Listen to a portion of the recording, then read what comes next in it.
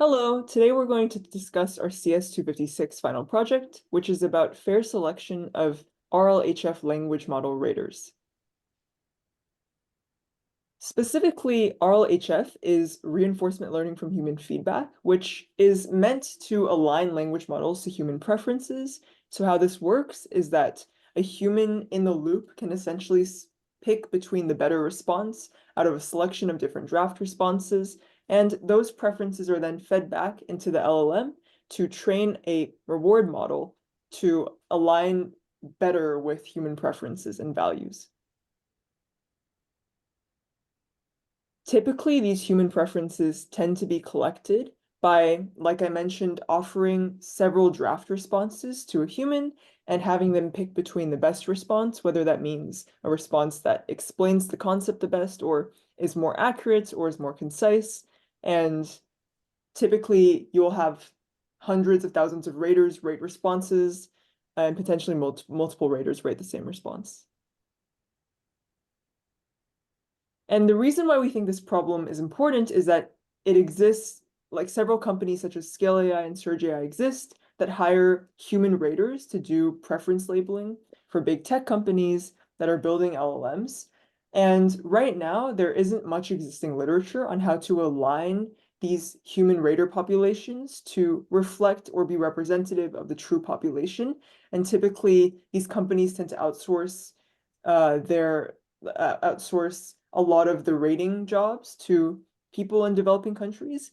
And therefore, we think there's a certain risk that a bias in the demographic representation of the human rater pool can also spread into the models and result in more biased responses, which is why we decided to concentrate on this problem of making human rater population more representative of the true population. So there are different fairness notions that we can consider for this task. The first is demographic parity, which is also the equality of opportunity, which is basically saying that we offer each demographic group the equal opportunity to be selected as the human rater if they apply.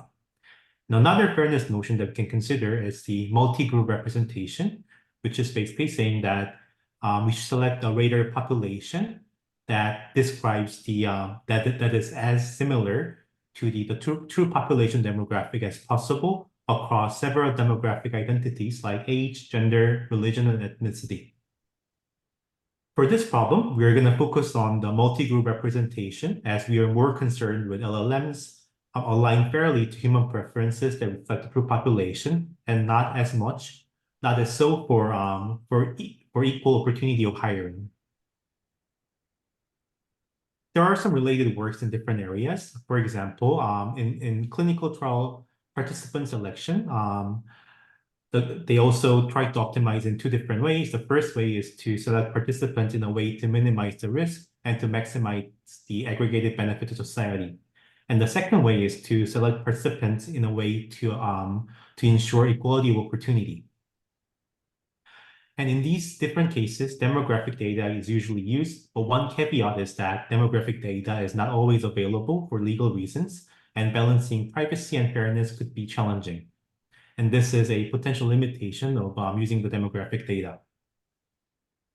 So human raters are selected based on a process where it involves qualification filtering. For example, if you want to ask for preferences of English responses, the human rater should know how to read English and comprehend English.